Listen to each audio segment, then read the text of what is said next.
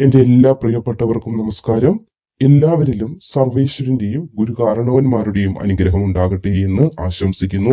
എന്റെ അമ്മ മഹാമായ പരാശക്തി നിങ്ങളുടെ ജീവിതത്തിലെ സർവ്വവിധ ദുരിതങ്ങളെ മാറ്റി എന്റെ കാവിലമ്മ നിങ്ങളെ കാത്തുകൊള്ളട്ടെ എന്ന് ആശംസിച്ചുകൊണ്ട് തന്നെ തുടങ്ങുകയാണ്. അതീവ പുണ്യദായകമായ സമയങ്ങളാണ് ഇപ്പോൾ നമ്മളിൽ തുടങ്ങിയിരിക്കുന്നത്. അതായത് സ്വർഗവാതിൽ ഏകാദശിയായിരുന്നു, അത് കഴിഞ്ഞു. നമ്മളിപ്പോൾ പുതുവർഷത്തിലേക്ക് വന്നു നിൽക്കുകയാണ്. അപ്പോൾ മനസ്സിരുത്തി വെച്ച് നോക്കിയ ഒരു ദൈവ പ്രശ്നത്തിന്റെ അടിസ്ഥാനത്തിൽ തെളിഞ്ഞു വന്ന അതിശക്തമായ കാര്യങ്ങളാണ് നിങ്ങളിലേക്ക് എത്തിക്കുവാനായി പോകുന്നത്. ഒന്നിലധികം ജ്യോതിഷികളുണ്ട് അതിൽ ഞങ്ങളുടെ കൂടെയുള്ള ആളാണ് മുന്നേയുള്ള സമയങ്ങൾ വീഡിയോ ഇട്ടിരുന്നത്. അദ്ദേഹവും ഇതിനോടൊപ്പം തന്നെ വീഡിയോ ഇടുന്നുണ്ടാകും. നിങ്ങൾ അതോർത്ത് വിഷമിക്കേണ്ട കാര്യമില്ല. നിങ്ങൾ ഇതുവരെ ആ വ്യക്തി, ആ സ്ത്രീ ആയിരുന്നു, അവർ ഞങ്ങളുടെ അമ്മയായ ദേവിക അന്തർജനമായിരുന്നു ഇത് വീഡിയോ പറഞ്ഞുകൊണ്ടിരുന്നത്. ആ വ്യക്തി ഒന്ന് തൽക്കാലത്തേക്ക് മാറി നിൽക്കുന്നു. അതോടൊപ്പം ഞങ്ങളും ഈ അധ്യായത്തിലേക്ക് എത്തിച്ചേർന്നിരിക്കുകയാണ്. അപ്പോൾ ഈ ഒരു വർഷം അവസാനിച്ചു കഴിഞ്ഞു. അതായത് 2026 എന്ന വർഷത്തിലേക്ക് നമ്മൾ എത്തിയിരിക്കുകയാണ്. മുന്നേയുള്ള സമയങ്ങളിൽ നമ്മൾ അനുഭവിച്ചുകൊണ്ടിരുന്ന എല്ലാ പ്രയാസങ്ങൾക്കുമുള്ള ഒരു വിടുതലായിട്ട് 2026 ജനുവരി എന്ന വർഷം നമ്മളിലേക്ക് വന്നു കഴിഞ്ഞു. അപ്പോൾ ജനുവരി 1-ാം തീയതി മുതൽ ലോകഗതിയിൽ തന്നെയാണ് ഒരു വലിയ മാറ്റം സംഭവിച്ചിരിക്കുന്നത്. ഇനി പറയുന്ന 11 നക്ഷത്രക്കാരുടെ ജീവിതത്തിലേക്ക് ഐശ്വര്യത്തിന്റെ വലിയൊരു കവാടം തന്നെ നമ്മുടെ അമ്മ മഹാമായ പരാശക്തി ദൈവിക ചൈതന്യത്താൽ നിറയ്ക്കുകയാണ്. വിധി നിങ്ങളെ ഒരുപാട് പരീക്ഷണം നടത്തിയില്ലേ? ഒരുപാട് നിങ്ങൾ വലഞ്ഞില്ലേ? ഒരുപാട് ദുഃഖങ്ങൾ നിങ്ങൾ അനുഭവിച്ചില്ലേ? എന്നാൽ ദൈവഹിതം ഇനി മറിച്ചു മാറാൻ പോവുകയാണ്. കാര്യങ്ങൾ നേരെ തെളിയാൻ തുടങ്ങിയിരിക്കുന്നു. നിങ്ങൾക്കായി ഭഗവാൻ കരുതി വച്ചിരിക്കുന്ന നിയോഗം നിങ്ങളെ തേടി എത്തിയിരിക്കുന്നു. 2026 എന്ന ഈ പുതുവർഷം മുതൽ ഈ വീഡിയോ പൂർണ്ണമായും കേൾക്കുക. ഭക്തിയോടുകൂടി നിങ്ങൾ ഈ വാക്കുകൾ സ്വീകരിക്കുക. ഓരോ വാക്കിലും നിങ്ങൾക്കുള്ള നിയോഗം, നിങ്ങൾക്കായിട്ടുള്ള കരുതലുകളാണ് നിറഞ്ഞിരിക്കുന്നത്. അപ്പോൾ ഈ ഫലങ്ങളിലേക്ക് കടക്കുന്നതിന് മുൻപായിട്ട് പറയുകയാണ്, നിങ്ങളുടെ പേരും നക്ഷത്രവും ഒക്കെ എഴുതി കമന്റ് ബോക്സിൽ രേഖപ്പെടുത്തുകയാണെങ്കിൽ നിങ്ങൾക്ക് വേണ്ടിയുള്ള പ്രാർത്ഥനകൾ മുറ പോലെ നടത്തുന്നതാണ് ക്ഷേത്ര ദർശനങ്ങളിൽ. അതോടൊപ്പം നിങ്ങൾക്ക് ഓരോ വഴിപാടുകൾ നടത്തുമ്പോഴും നിങ്ങളുടെ പേരും വിവരവും ഒക്കെ പറഞ്ഞു തന്നാൽ ആ വഴിപാടുകൾ കൂടി നിങ്ങളിലേക്ക് എത്തിക്കുന്ന, ഫലങ്ങൾ പൂർണ്ണമായി നിങ്ങളിലേക്ക് എത്തിക്കുന്ന ആ ഒരു കാര്യം കൂടി നമ്മൾ ആരംഭിക്കാനായി തുടങ്ങിയിരിക്കുന്നു. ഇതുവരെ നമ്മുടെ ആ സ്ത്രീയുടെ മാത്രം, അതായത് അന്തർജനത്തിന്റെ മാത്രം ശബ്ദമായിരുന്നു നിങ്ങളിലേക്ക് എത്തിക്കൊണ്ടിരുന്നത്. എന്നാൽ ഇതൊന്ന് വിപുലീകരണത്തിന്റെ മേഖലയിലേക്ക്, പാതയിലേക്ക് നമ്മുടെ ചാനൽ കടന്നിരിക്കുന്നതിനാൽ തന്നെ ഒരുപാട് ജ്യോതിഷികളുടെ സേവനം ഇനി നിങ്ങൾക്ക് ലഭിക്കുന്നതാണ്. തിരുമേനിമാരുടെ സേവനം കൂടി ഇതിനോടൊപ്പം ഉണ്ടാകും. അതുകൊണ്ട് തന്നെ നിങ്ങൾക്ക് ആവശ്യമായ സംശയങ്ങളൊക്കെ കമന്റ് ആയിട്ട് രേഖപ്പെടുത്തിയിരുന്നാൽ അത് പിന്നീട് നമുക്ക് സമയം കിട്ടുമ്പോൾ അതിന് മറുപടി തീർച്ചയായും തരുന്നതാണ്. അപ്പോൾ ഇവിടെ പറഞ്ഞു കഴിഞ്ഞു, 11 നക്ഷത്രക്കാർക്കാണ് ഭാഗ്യ സമയം തുടങ്ങിയിരിക്കുന്നത്. ആ നക്ഷത്രക്കാരെ നമുക്ക് ഓരോന്നോരോന്നായിട്ട് ഒന്ന് മനസ്സിലാക്കാം. അതിൽ ആദ്യമേ 27 നക്ഷത്രങ്ങളിൽ ആദ്യത്തെ നക്ഷത്രമായ അശ്വതി നക്ഷത്രമാണ്. അശ്വതി നക്ഷത്രക്കാർക്ക് ഒരു ഭാഗ്യ സമയം ഒരുപാട് നാളുകൾക്ക് മുന്നേ ഉണ്ടായിരുന്നു. പിന്നീട് ഈ ഒരു 4 വർഷം കൊണ്ട് ഒരുപാട് ദുരിതങ്ങൾ അനുഭവിച്ചു. വസ്തു നഷ്ടപ്പെട്ടിട്ടുണ്ട്, വീട് നഷ്ടപ്പെട്ടു, സ്വന്തമായ ഒരു ഗൃഹം, കിടക്കാനുള്ള ഗൃഹം വരെ അന്യർ അടിച്ചുകൊണ്ടുപോയി അവസ്ഥയിലൊക്കെ കടന്നു വന്നവരുണ്ടാകും. ഇത് കേൾക്കുന്ന അങ്ങനെയുള്ളവരുണ്ടെങ്കിൽ നിങ്ങളൊന്ന് കമന്റ് ഒക്കെ ചെയ്യുക. എന്നാൽ ഇവിടെ മഹാവിഷ്ണു ഭഗവാന്റെ അനുഗ്രഹം കൂടി 2026 നിങ്ങളിലേക്ക് വന്നു ചേർന്നിട്ടുണ്ട്. കർമ്മമേഖലയിൽ ചില ചതിക്കുഴികളൊക്കെ ഉണ്ടായിട്ടുണ്ട്. ജോലി വരെ നഷ്ടപ്പെട്ട അവസ്ഥയും ചിലർക്കുണ്ട്. നഷ്ടപ്പെടുന്നതിന്റെ വക്കിലെത്തിയിരിക്കുന്ന അവസ്ഥയുമുണ്ട്. അതൊക്കെ മാറും. ചതിക്കുഴികളൊക്കെയും ഇല്ലാതാകും. അടുത്തുള്ള വിഷ്ണു ക്ഷേത്ര ദർശനം ഒന്ന് നടത്തുക. വ്യാഴാഴ്ച ദിവസം വിഷ്ണു സഹസ്രനാമം ചൊല്ലുന്നതും നിങ്ങളുടെ കഠിനാധ്വാനത്തിന്റെ ഫലം പൂർണ്ണമായി നിങ്ങളിലേക്ക് എത്തുന്നതിന് ഭഗവാന്റെ അനുഗ്രഹം തീർച്ചയായും വേണം. ഓം നമോ നാരായണ. ഭഗവാൻ നിങ്ങളെ ഏവരെയും അനുഗ്രഹിക്കട്ടെ എന്ന് പ്രാർത്ഥിക്കുന്നു. ഇനി അടുത്തത് രോഹിണി നക്ഷത്രമാണ്. സാക്ഷാൽ മഹാലക്ഷ്മിയുടെ രൂപമാണ് പ്രശ്നത്തിലൂടെ തെളിഞ്ഞത്, മനസ്സിലായത്. അതുകൊണ്ട് തന്നെ ഇവിടെ പറയേണ്ടത്, നിങ്ങൾക്ക് ധനധാന്യ സമ്പദ് സമൃദ്ധി വരുന്നുണ്ട്. അതുകൊണ്ട് തന്നെ ദിവസവും ലക്ഷ്മി ദേവിയെ സ്തുതിക്കുക, ലക്ഷ്മി അഷ്ടകമൊക്കെ ജപിക്കുന്നതും കടങ്ങൾ കൊണ്ട് പൊറുതിമുട്ടിയ അവസ്ഥയിലുള്ളവർക്ക് കടങ്ങളൊക്കെ മാറി ഒരു വിടുതൽ വന്നു ചേരുന്നതിന്, സമാധാനമായി ഉറങ്ങാൻ സാധിക്കുന്നതിന് സഹായിക്കും. അപ്പോൾ വെള്ളിയാഴ്ചകളിൽ നിങ്ങൾക്ക് ദേവിക്ക് എന്തൊക്കെ നിങ്ങളാൽ കഴിയുമെന്നത് ചെയ്യാൻ ശ്രമിക്കുക. അതായത് വെള്ളിയാഴ്ച വെള്ളപ്പൂക്കൾ സമർപ്പിക്കാവുന്നതാണ്. വെള്ളിയാഴ്ച നിങ്ങളുടെ ഗൃഹത്തിൽ തന്നെ എന്തെങ്കിലും നിവേദ്യങ്ങൾ ദേവിക്ക് സമർപ്പിക്കാവുന്നതാണ്. ഐശ്വര്യം ധാരാളമായി വന്നു ചേരുന്നതിനും ഇരട്ടി ഫലം നിങ്ങളിലേക്ക് എത്തുന്നതിനും ഈ ഒരു മാർഗം നിങ്ങളെ സഹായിക്കും.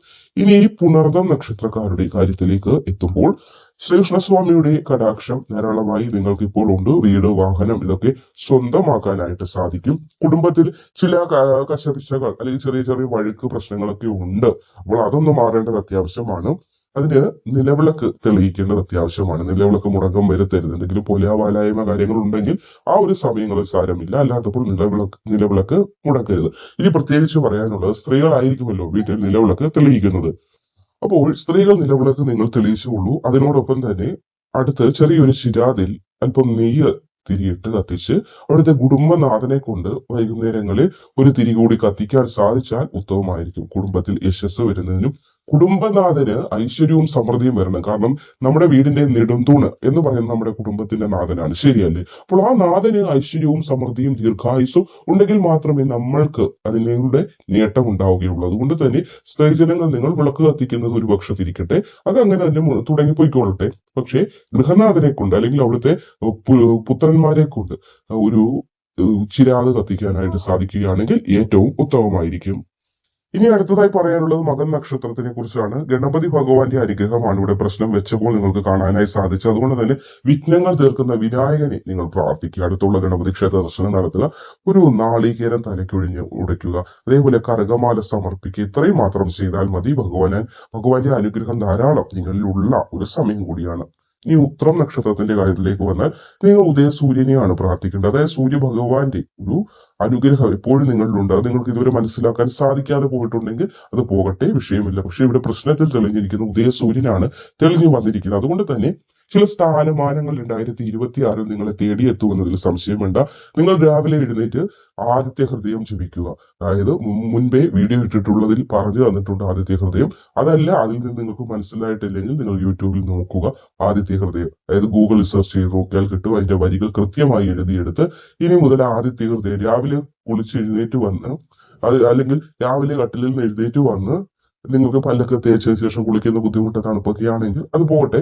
നിങ്ങൾ കൈയും കാലും ഒക്കെ ഒന്ന് കഴുകിയിട്ട് ആദിത്യ ഹൃദയം ജപിക്കുക. ഒരു 12 അല്ലെങ്കിൽ ഒരു 19 ദിവസം അടുപ്പിച്ചൊന്ന് ചെയ്തു നോക്കുക. അതിൽ നിന്നൊരു വലിയ മാറ്റം നിങ്ങൾക്ക് പ്രതീക്ഷിക്കാം. വലിയ മാറ്റം എന്ന് പറഞ്ഞാൽ പെട്ടെന്ന് കോടികൾ കയ്യിലേക്ക് വരുമെന്നല്ല, നിങ്ങൾക്ക് പോസിറ്റിവിറ്റി നിറയും, നെഗറ്റിവിറ്റി ഒഴിഞ്ഞു പോകും. ആ പോസിറ്റിവിറ്റി നിറയുമ്പോഴേക്കും നിങ്ങൾ ചെയ്യുന്ന പ്രവൃത്തിയിൽ ആ പോസിറ്റിവിറ്റി നിഴലിക്കും. അതിന്റെ ഫലങ്ങൾ സമ്പത്തായി പിന്നീടുള്ള സമയങ്ങളിൽ കൈവന്നു ചേരും. അതാണ് ഇവിടെ മനസ്സിലാക്കേണ്ടത്. ഇനി അടുത്തത് ചിത്ര നക്ഷത്രക്കാരുടെ കാര്യത്തിലേക്ക് വന്നാൽ സുബ്രഹ്മണ്യ സ്വാമിയുടെ അനുഗ്രഹമാണ് ഇവിടെ പ്രശ്നവശാൽ നമുക്ക് കാണാൻ സാധിച്ചിരിക്കുന്നത്. വേലുമേന്ത് നിൽക്കുന്ന സാക്ഷാൽ ഭഗവാൻ സുബ്രഹ്മണ്യ സ്വാമി മയിൽപ്പുറത്തേറി വേലുമേന്ത് നിൽക്കുന്നതായിട്ടാണ് പ്രശ്നവശാൽ ദൃഷ്ടിയിൽ പതിഞ്ഞിരിക്കുന്നത്. അതുകൊണ്ട് തന്നെ നിങ്ങൾക്ക് ഭഗവാനെ പ്രാർത്ഥിക്കുക. കഴിയുമെങ്കിൽ 2026 പഴനിമല ഒന്ന് ചവിട്ടുക. വെറുതെ ചവിട്ടിയാൽ പോലും പാൽക്കാവടി എടുക്കാവുന്നതാണ്. അതേപോലെ ഭസ്മാഭിഷേകത്തിനുള്ള ഭസ്മം കൊണ്ടു കൊടുക്കാവുന്നതാണ്. അങ്ങനെയുള്ള കാര്യങ്ങൾ ചെയ്താൽ ഇവിടെ നിങ്ങൾക്ക് ഫലമായ അല്ലെങ്കിൽ ഗുണകരമായ ഫലത്തെ പ്രദാനം ചെയ്യാൻ ഭഗവാൻ കാത്തിരിക്കുകയാണ്. വേലും മയിലും ഏന്തി നിൽക്കുന്ന സാക്ഷാൽ ഭഗവാൻ ഷൺമുഖനെയാണ് കാണാൻ സാധിച്ചിരിക്കുന്നത്. അതൊന്ന് മനസ്സിലാക്കുക. ഇനി വിശാഖം നക്ഷത്രമാണ്. അതായത് ഭദ്രകാളി ദേവിയായിട്ടാണ് ഇവിടെ കാവൽ നിൽക്കുന്നത് കാണാൻ സാധിച്ചിരിക്കുന്നത്. പ്രശ്നചിന്തനത്തിൽ ഭദ്രകാളി ദേവിയുടെ കാവലാണ് കണ്ടിരിക്കുന്നത്. അതുകൊണ്ട് തന്നെ ശാരീരികമായ അസ്വസ്ഥതകൾക്ക് മോചനം ഉണ്ടാകും.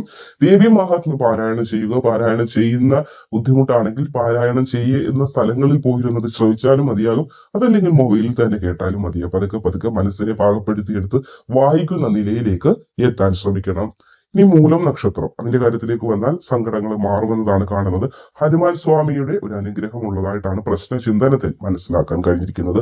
മാനസികമായ ഭീതികൾ ഒരുപാട് ഉണ്ട്. അതിൽ നിന്ന് ഒഴിഞ്ഞ് മാറണമെങ്കിൽ ഹനുമാൻ സ്വാമിയുടെ അനുഗ്രഹം വേണം. രാത്രി ഉറങ്ങാൻ നേരത്തും ഹനുമാൻ സ്വാമിയെ പ്രാർത്ഥിച്ചു കിടന്നാൽ ഭയങ്ങളൊന്നും തട്ടാതെ ഇരിക്കുന്നതിന് സഹായിക്കും. ഇനി ശനിയാഴ്ചകളിൽ അടുത്തുള്ള ഹനുമാൻ സ്വാമി ക്ഷേത്ര ദർശനം നടത്തി വെറ്റിലമാല കൂടി സമർപ്പിക്കുക.